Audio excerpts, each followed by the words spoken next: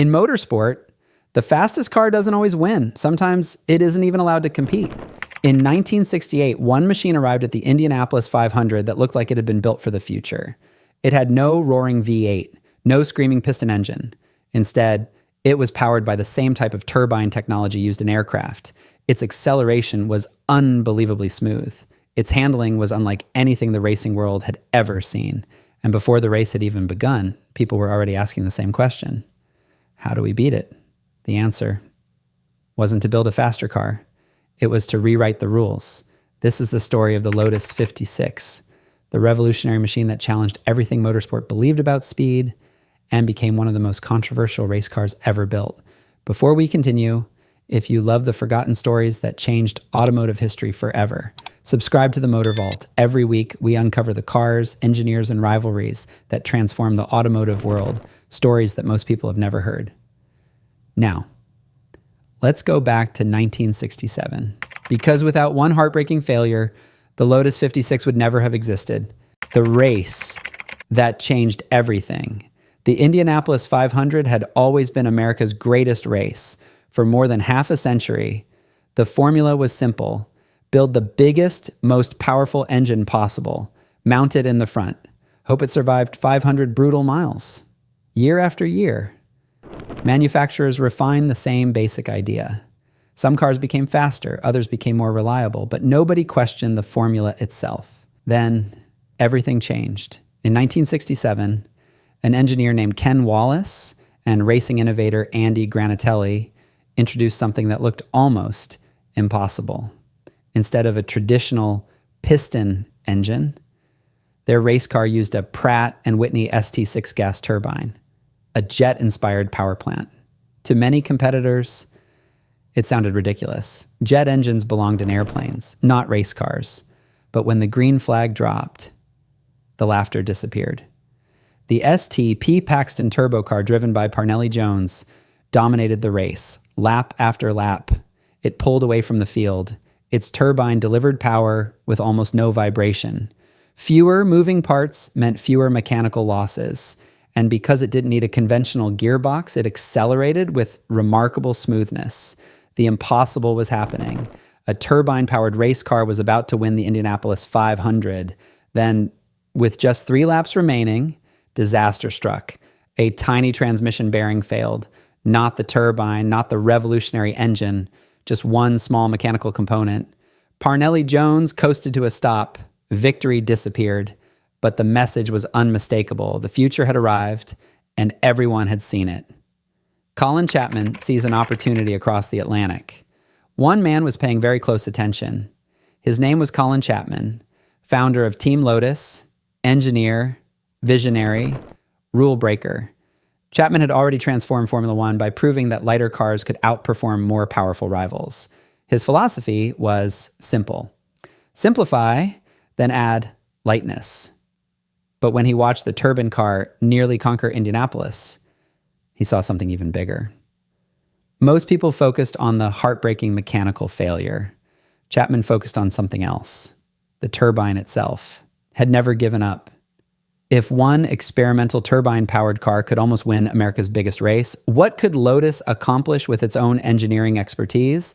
Almost immediately, Team Lotus began work on one of the boldest racing projects ever attempted. Not an improved version of the old idea, an entirely new concept. A car that would combine British innovation, aircraft technology, four-wheel drive, and one of the most radical designs motorsport had ever seen. Its name was Lotus 56, and nothing at Indianapolis would ever look the same again. When the covers finally came off the Lotus 56, the paddock fell silent. It looked less like a race car and more like something that had landed from the future. But before it could prove itself on the track, a devastating tragedy would shake Team Lotus to its core. When Team Lotus unveiled the Lotus 56, the Indianapolis paddock didn't know what to think. It didn't resemble the powerful American roadsters that had dominated the Indy 500 for decades. It looked alien.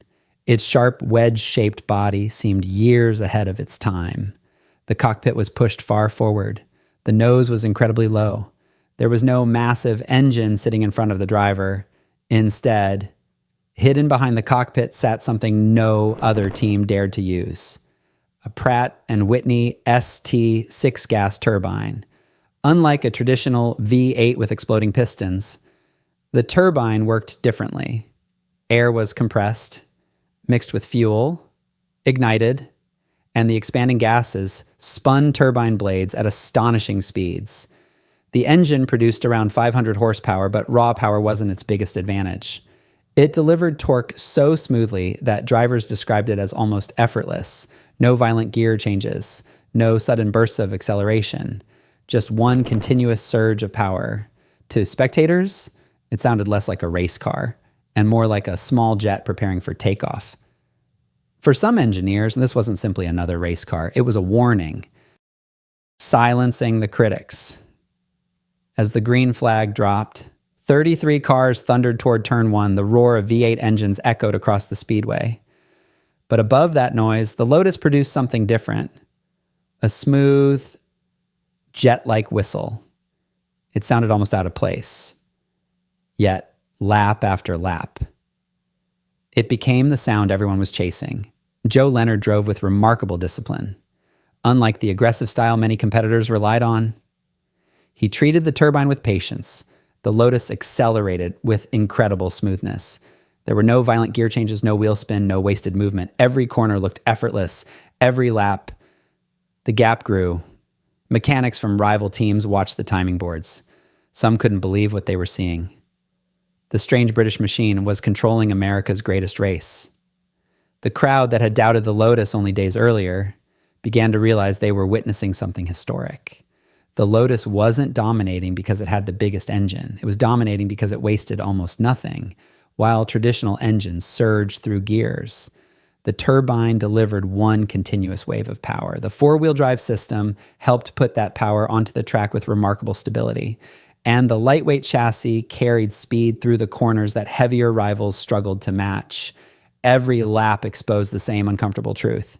This wasn't simply another fast race car. It represented a completely different philosophy. If Lotus won, every major team would have to rethink how race cars were built. Years of engineering tradition would become history for Colin Chapman. This wasn't just about winning the Indianapolis 500. It was about proving that innovation would always outrun convention. And with fewer than a dozen laps remaining, that dream was becoming reality. Then, without warning, everything changed. Joe Leonard was leading the Indianapolis 500. The finish line was almost within reach. The Lotus had survived crashes, pressure, and nearly 500 miles of relentless punishment. But motorsport has a cruel way of reminding everyone that perfection doesn't exist. A small fuel pump drive shaft failed, not the turbine, not the revolutionary four-wheel drive system, not the aerodynamic design, just one relatively small mechanical component. Almost instantly, power disappeared. The Lotus slowed. The cars behind swept past. Inside the cockpit, Leonard knew. The dream was over. The crowd watched in stunned silence.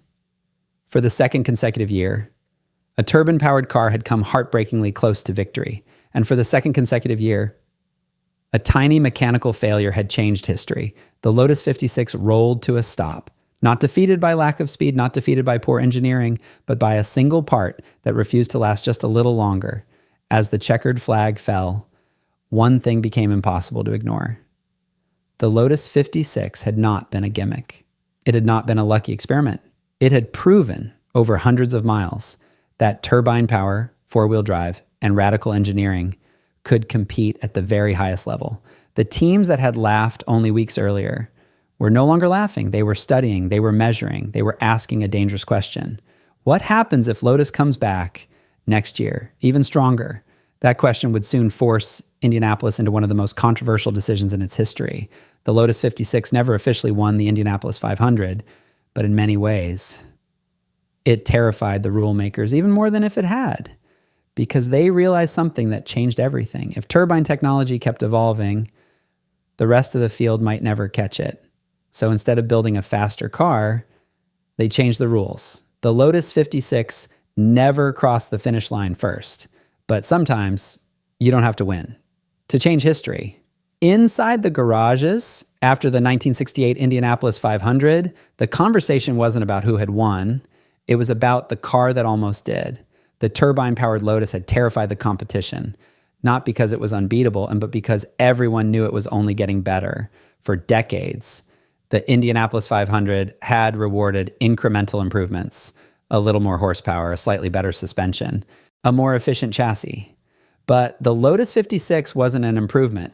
It was an entirely different philosophy, and that frightened the people responsible for keeping the competition balanced. Over the following seasons, officials introduced rule changes that reduced the size of the turbine's air intake.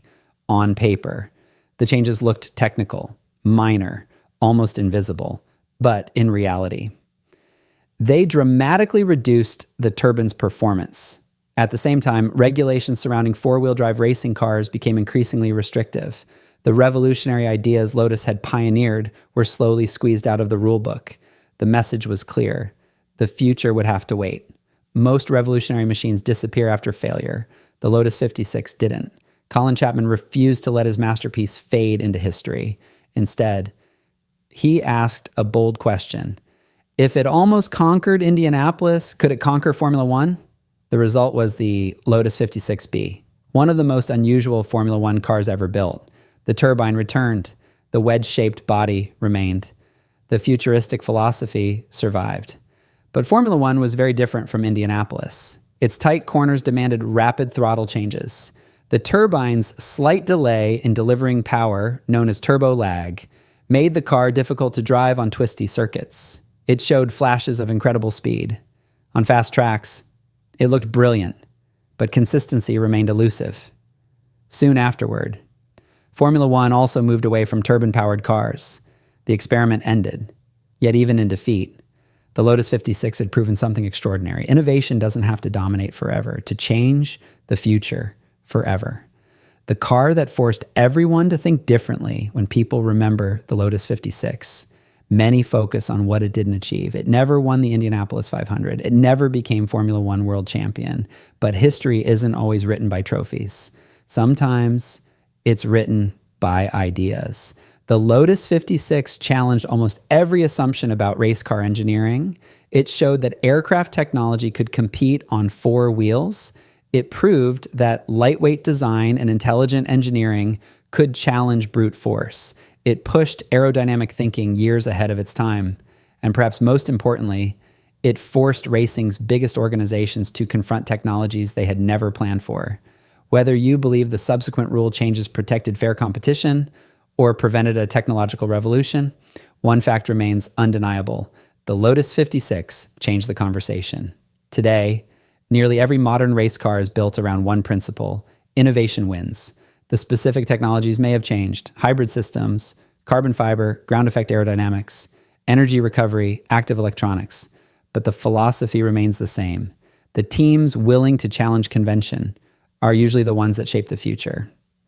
That was Colin Chapman's greatest gift. He didn't simply build fast cars, he forced everyone else to think differently. The Lotus 56 wasn't remembered because it was perfect. It was remembered because it was fearless. It asked a question few engineers dared to ask. What if we've been doing this wrong all along? And once that question is asked, motorsport is never quite the same again. Some race cars are remembered because they won championships, others because they broke records. The Lotus 56 did something even rarer. It changed the direction of motorsport without ever winning the race it was built for. It proved that innovation can be more powerful than tradition, that one bold idea can force an entire sport to rethink its future, and that the most influential machines are not always the ones standing on the top step of the podium sometimes, and they're the ones that make everyone else rewrite the rules. If you enjoyed this story, subscribe to The Motor Vault for cinematic automotive documentaries uncovering the forgotten cars, legendary engineers, and incredible moments that changed automotive history forever.